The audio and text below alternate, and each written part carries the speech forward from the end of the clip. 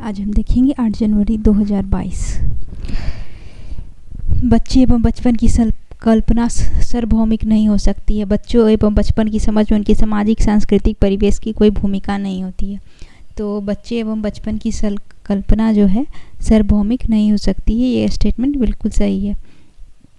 हमारा अगला जो है, बच्चे एवं बचपन की समझ उनके सामाजिक सांस्कृतिक परिवेश की कोई भूमिका नहीं होती है। तो ये बात बिल्कुल गलत कहा जा रहा है। तो हमारा करेक्ट आंसर जो होगा ऑप्शन 3 हो जाएगा। अगला क्वेश्चन देखते हैं। बच्चों के विकास के संदर्भ में कौन सा कथन सही है? पहला, विकास पूर्ण रूप से आनुवंशिकता से निर्धारित होती है। दूसरा, विकास पूर्ण रूप से पर्यावरण द्वारा निर्धारित होता है। तीसरा, विकास में दोनों आनुवंशिकता एवं पर्यावरण की अन्योन्य क्रियात्मक भूमिका है। चौथा लक्षण जन्मजात होते हैं तथा बाकी पर्यावरण द्वारा निर्धारित होते हैं। तो कौन सा कथन सही है? विकास क्या होता है? जन्म से लेकर मृत्यु तक चलने वाली प्रक्रिया है। इसमें social, mental, physical, emotional development होता है। तो कौन सा हमारा सही है? वो जो है हमारा वो होगा ऑप्शन 3, विकास में दोनों आनुवंशिकता एवं पर्यावरण की अन्य क्रियात्मक भूमिका है। ऑप्शन जो 3 है हमारा वो करेक्ट आंसर हो जाएगा। अगला क्वेश्चन देखते हैं। विकासात्मक प्रतिमान की निर्धारित उम्र सीमा केवल औसत उम्र सीमा दर्शाती है। दूसरा, बच्चों के विकासात्मक विकास की गति अलग अलग होती है तथा वे अलग अलग समय पर पहुंचते हैं। तो विकासात्मक जो प्रतिमान होते हैं वो औसत उम्र को दर्शाते हैं। तो बिल्कुल सही बात है। बच्चों के विकासात्मक विकास की गति अलग अलग होती है तथा वे अलग अलग समय पर पहुंचते हैं। तो इसका जो करेक्ट आंसर होगा वो भी दोनों सही है। तो हमारा स्टेटमेंट 1 जो है वो करेक्ट हो जाएगा। अगला क्वेश्चन देखते हैं। बच्चे किस चरण में प्रस्तावना तर्क के कथन को हल कर पाते हैं? जैसे कि अगर सभी मनुष्य मछली हैं और कुछ मछली बुद्धिमान है, तब क्या सभी मनुष्य बुद्धिमान है? ऑप्शन 1, संवेदी पेशीय चरण। दूसरा, पूर्व संक्रियात्मक अवस्था। तीसरा, अमूर्त संक्रियात्मक अवस्था। चौथा, अमूर्त संक्रियात्मक अवस्था। तो इसका जो करेक्ट आंसर होगा वो क्या होगा? तर्क हल कर पाते हैं। तर्क जब हल कर पाता है बच्चा तो ये जो है अमूर्त संक्रियात्मक अवस्था जो 11 से 15 साल होता है उस स्टेज में बच्चा है। तो इसका करेक्ट आंसर क्या होना चाहिए?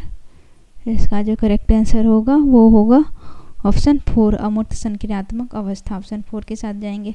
अगला क्वेश्चन देखते हैं। निम्नलिखित में कौन से जीन पियाजे के सिद्धांत की आलोचना कौन सी है? पहला, बच्चों के संज्ञानात्मक विकास में भाषा बहुत महत्वपूर्ण भूमिका निभाते हैं। दूसरा, बच्चे अपने वातावरण पर सक्रिय रूप से कार्य करते हैं। तीसरा, बच्चे अलग अलग तरीके सोचते हैं, उनकी सोच वयस्कों से गुणात्मक रूप से भिन्न होती है। बच्चों में दुनिया की समझ बनाने की जन्मजात इच्छा होती है। तो जीन पियाजे के सिद्धांत के अनुसार जो आलोचनात्मक होता है, कौन सा आलोचनात्मक है?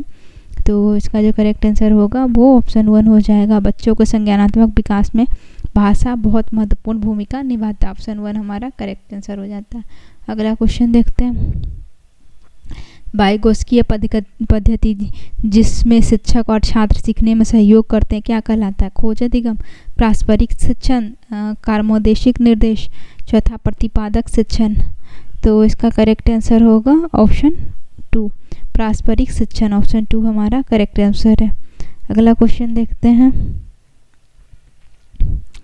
लेब वाइगोत्स्की के सिद्धांत के अनुसार पार जो होता है हमारा स्कैफोल्डिंग होता है। एक हिंट होता है जो हम किसी चीज़ को अगर बताना चाहते हैं तो हिंट देकर हम उसको बताते हैं, तो वो हमारा स्कैफोल्डिंग हो जाता है। तो के संदर्भ में बच्चे को दी जाने वाली सहायता की मात्रा एवं गुणवत्ता में बदलाव करने की आवश्यकता है। बच्चों के संज्ञानात्मक विकास प्रभावशाली नहीं है।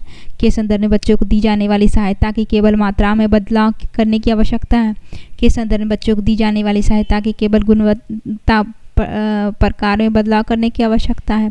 तो इसका जो करेक्ट आंसर होगा वो करेक्ट हो जाएगा ऑप्शन 1, बच्चों के संदर्भ को दी जाने वाली सहायता की मात्रा एवं गुणवत्ता में बदलाव करने की आवश्यकता। ऑप्शन 1 हमारा करेक्ट आंसर हो जाएगा। अगला क्वेश्चन देखते हैं। लॉरेंस कोलबर्ग द्वारा प्रतिपादित नैतिक विकास के किस स्तर पर व्यक्ति अपने निर्णय को व्यक्तिगत अधिकारों पर और सर्वोपरि अच्छाई परिणाम पर आधारित करता है। पहला आज्ञा पालन एवं दंड अभिन्यास, अच्छा लड़का एवं अच्छी लड़की अभिन्यास, अधिकारिता एवं सामाजिक कर्म व्यवस्था अभिन्यास, सार्वभौमिक नैतिक सिद्धांत अभिन्यास। तो इसका जो करेक्ट आंसर होगा वो होगा ऑप्शन 4, सार्वभौमिक नैतिक सिद्धांत अभिन्यास। ऑप्शन 4 हमारा करेक्ट आंसर है। अगला क्वेश्चन देखते हैं। हार्वर्ड गार्डनर ने डैश पहला बुद्धिमत्ता को एक स्थिर विशिष्टता मानने की परंपरा की सोच की समालोचना की है। दूसरा 12 अलग प्रकार की बुद्धिमत्ता को प्रस्तावित किया है। तीसरा सृजनात्मकता का सिद्धांत। चौथा बुद्धिमत्ता के एकल संरचना सिद्धांत को प्रतिपादित किया है। तो हार्वर्ड गार्डनर के अनुसार जो है वो क्या है हमारा ऑप्शन 1, बुद्धिमत्ता को एक स्थिर विशेषता मानने की परंपरागत सोच की समालोचना की। ऑप्शन 1 जो है हमारा करेक्ट आंसर हो जाएगा। अगला क्वेश्चन देखते हैं।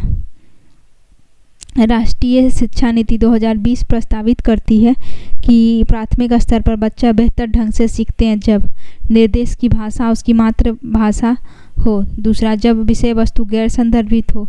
तीसरा, जब उन्हें डांट कर याद रखने के आधार पर आंका जाए। चौथा, जब एकांकी और संरचित पाठ्यक्रम का पालन किया जाए। तो राष्ट्रीय शिक्षा नीति 2020 क्या प्रस्तावित करती है? तो इसका ऑप्शन जो होगा ऑप्शन 1 करेक्ट हो जाएगा। निर्देश की भाषा उसकी मातृभाषा हो। ऑप्शन 1 हमारा करेक्ट आंसर हो जाएगा। अगला क्वेश्चन देखते हैं।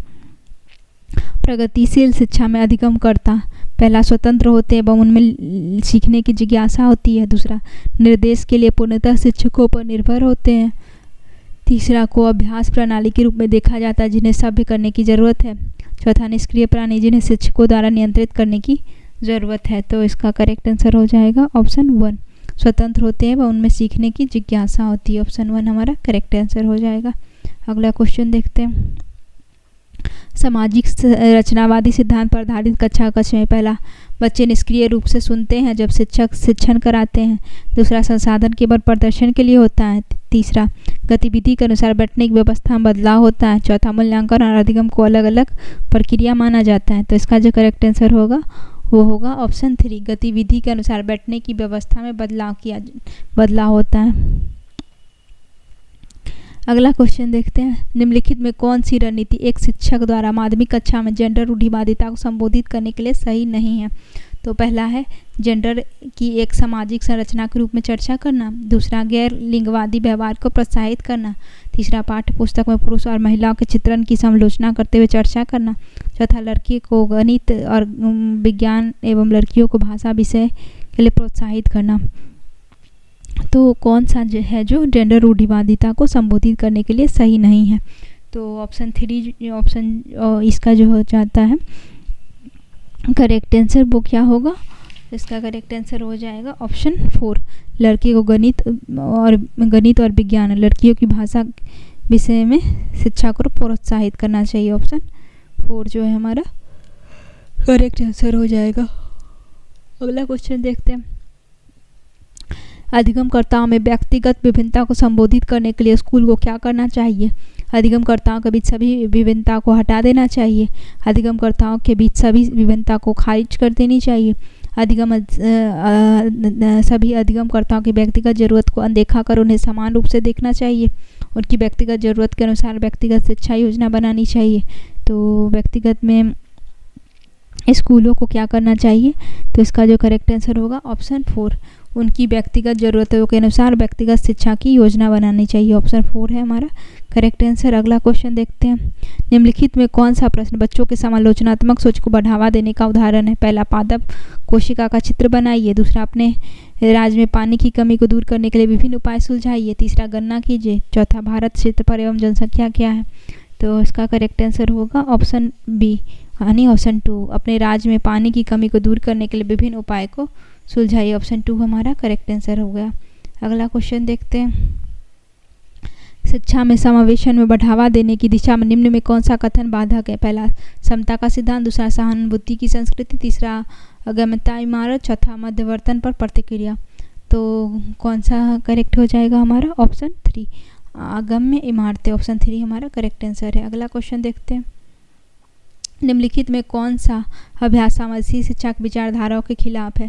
तो समावेशी शिक्षा कौन सा होता है? जिसमें समान आवश्यकता वाले बालक और विशेष आवश्यकता वाले बालक दोनों को साथ में रखकर शिक्षा प्रदान किया जाता है, वो समावेशी शिक्षा के अंतर्गत आता है। तो ये है पहला हमारा अधिगमकर्ताओं की आवाज़ को महत्व देना। दूसरा सांस्कृतिक रूप से समावेशी पाठ्यक्रम लागू करना। तीसरा कुछ चुने हुए अधिगमकर्ताओं से ही उच्च उम्मीद रखना। विविधता के प्रति सकारात्मक प्रतिक्रिया करना। तो इसका जो करेक्ट आंसर होगा ऑप्शन 3, कुछ चुने हुए अधिगमकर्ता से उच्च उम्मीद रखना। ऑप्शन 3 हमारा करेक्ट आंसर है। अगला क्वेश्चन देखते हैं। निम्नलिखित में कौन सी दिव्यांगता सीधे तौर पर सामाजिक अंतःक्रिया में कठिनाई से जुड़ी है? स्वलीनता, वाचन वैकल्प, गति दिव्यांगता, नेत्रहीनता। तो इसका जो करेक्ट आंसर होगा वो हमारा ऑप्शन 1 होगा, स्वलीनता। ऑप्शन 1 के साथ हम जाएंगे। स्वलीनता में जो होता है बच्चा ना तो अपनी बात को दूसरे के सामने रख पाता है, ना दूसरे के बात को समझ पाता है। तो इसका करेक्ट आंसर हो जाएगा ऑप्शन 1, स्वलीनता। अगला क्वेश्चन देखते हैं। निम्नलिखित में कौन सा अभ्यास श्रवण बाधिता विद्यार्थियों में सफल समावेशन में बाधा उत्पन्न करेगा? पहला, सूचना संसाधित करने के लिए अतिरिक्त समय देना। दूसरा, घोषणा और चलचित्रों के लिए शीर्षकों और कथनकों का इस्तेमाल। तीसरा, कक्षा में होठ पढ़ने की स्थिति को बढ़ाना। चौथा, शिक्षण के व्याख्यान उपागमों पर व्यापक रूप से भरोसा करना। तो ये इसका जो करेक्ट आंसर होगा वो होगा ऑप्शन 4, शिक्षण के व्याख्यान उपागम पर व्यापक रूप से भरोसा करना। ऑप्शन 4 हमारा करेक्ट आंसर हो जाएगा। अगला क्वेश्चन देखते हैं। प्रतिभाशाली विद्यार्थियों की आवश्यकता को पूरा करने के लिए शिक्षक को निम्न में से किससे बचना चाहिए? स्वतंत्र रूप से सीखने का अवसर अनुमति देना। दूसरा, स्वनिर्देशित गतिविधियों के लिए अवसर प्रदान करना। तीसरा, सभी विद्यार्थियों के लिए एक समान लक्ष्य निर्धारित करना। चौथा, उन्पूरक पाठन सामग्री का उपयोग करना। तो इसका करेक्ट आंसर क्या हो जाएगा? ऑप्शन 3, सभी विद्यार्थियों के लिए एक समान लक्ष्य निर्धारित करना। ऑप्शन 3 हमारा करेक्ट आंसर है। अगला क्वेश्चन देखते हैं। एक शिक्षिका को विद्यार्थियों को विभिन्न परिस्थितियों में आयाम को लागू करने का अवसर देना चाहिए। दूसरा, सीखे गए संप्रदाय को किन्हीं परिस्थितियों में लागू करने से शिक्षार्थियों का ज्ञान गहरा और दीर्घकालीन हो जाता है, तो करने का अवसर देना चाहिए। तो इसका जो करेक्ट आंसर होगा वो ऑप्शन 1 हो जाएगा। दोनों सही है और दोनों सही व्याख्या करता है। ऑप्शन 1 हमारा करेक्ट आंसर हो जाएगा। अगला क्वेश्चन देखते हैं। एक शिक्षिका अपने विद्यार्थियों के बीच ज्ञानात्मक प्रबोधन कौशल को सुसाध्य करना चाहती है। इस उद्देश्य के लिए निम्नलिखित में किससे बचना चाहिए? पहला, त्रुटि को बिना चर्चा के खारिज करना। दूसरा, जो समझ में नहीं आता उसे पहचानना। तीसरा, उत्तर का सहज अनुमान लगाना। चौथा, आत्म प्रश्नोत्तरी और आत्म परीक्षण। तो इसका जो करेक्ट आंसर होगा वो होगा ऑप्शन 1, त्रुटि को बिना चर्चा के खारिज कर देना। ऑप्शन 1 हमारा करेक्ट आंसर हो जाता है। अगला क्वेश्चन देखते हैं। विद्यार्थियों की विफलता अक्सर अधिगम कार्यों में अरुचि से जुड़ी होती है।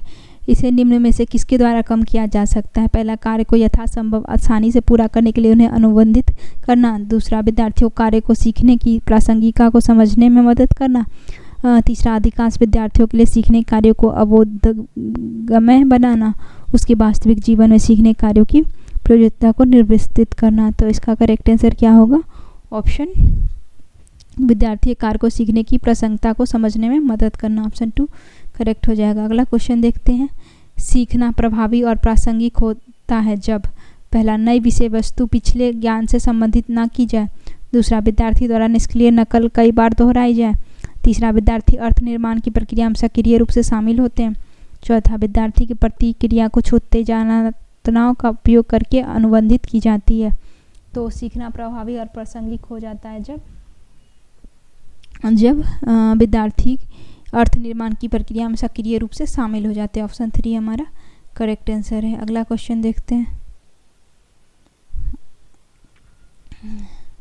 निम्नलिखित में कौन सा प्रश्न प्रक्रियात्मक ज्ञान का उदाहरण है? पहला, पाइथागोरस परिमेय बताएं। दूसरा, भोजन में उपस्थित मुख्य घटकों के नाम बताएं। तीसरा, साइकिल कैसे चलाई जाती है। चौथा, गोदान उपन्यास के लेखक कौन है? तो कौन है? प्रश्न प्रतिक्रियात्मक ज्ञान का उदाहरण कौन सा है? तो ये जो है हमारा ऑप्शन 3, साइकिल कैसे चलाई जाती है। ऑप्शन 3 हमारा करेक्ट आंसर है। अगला क्वेश्चन देखते हैं। अधिसंज्ञान के बारे में निम्नलिखित में कौन सा कथन सही नहीं है? पहला, अधिसंज्ञान अपने ज्ञान पर मनन करने में मदद करता है। दूसरा, अधिसंज्ञान एक निचले क्रम का ज्ञान है। तीसरा, संज्ञान और अधिगम को नियमित करता है। अधिसंज्ञान सोच के बारे में सोच है। तो इसका करेक्ट आंसर क्या होगा? इसका करेक्ट आंसर होगा ऑप्शन 2, अधिसंज्ञान एक निचले क्रम का ज्ञान है। ऑप्शन 2 हमारा करेक्ट आंसर हो जाता है। अगला क्वेश्चन देखते हैं।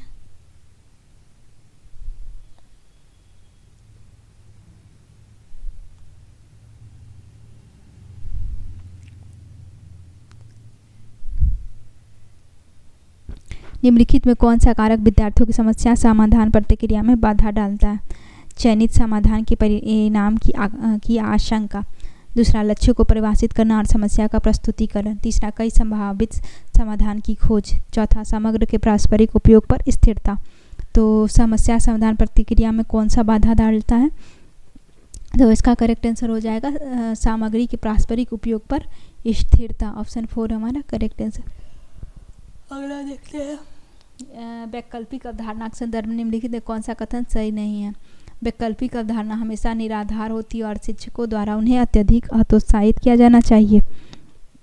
दूसरा, वैकल्पिक अवधारणा बच्चों की सीखने की क्षमता में मध्यस्थता करने में सार्थक है। तीसरा, वैकल्पिक अवधारणा वैचारिक परिवर्तन और संज्ञानात्मक क्षमता के बारे में कुछ भी नहीं दर्शाता है। चौथा, वैकल्पिक अवधारणा केवल उन्हीं बच्चों में बनती है जो तंत्रिका संबंधी कमी होती है। तो इसका करेक्ट आंसर हो जाएगा ऑप्शन 2, वैकल्पिक अवधारणा बच्चों को सीखने की क्षमता में मध्यस्थता करने में सार्थक है। ऑप्शन 2 हमारा करेक्ट आंसर हो जाएगा। अगला क्वेश्चन देखते हैं। निम्नलिखित में कौन सा संवेग अधिगम को नकारात्मक रूप से प्रभावित करता है? पहला, जिज्ञासा। दूसरा, आनंद। तीसरा, निराशा। चौथा, गौरव। तो नकारात्मक रूप से कौन सा प्रभावित करता है? तो ये है हमारा निराशा। निराशा जो है बहुत प्रभावित करता है। अगला क्वेश्चन देखते हैं। किसी कार्य की सफलता या विसफलता पर निम्नलिखित में कौन सा आरोपण भविष्य में विद्यार्थियों की प्रेरणा और इसी तरह के कार्यों में संलग्न होने की प्रयासों में गिरावट का कारण बन सकता है? पहला, स्थिर गैर नियंत्रणीय। चौथा, स्थिर नियंत्रणीय। चौथा, आंतरिक नियंत्रणीय। चौथा, आंतरिक और अस्थिर।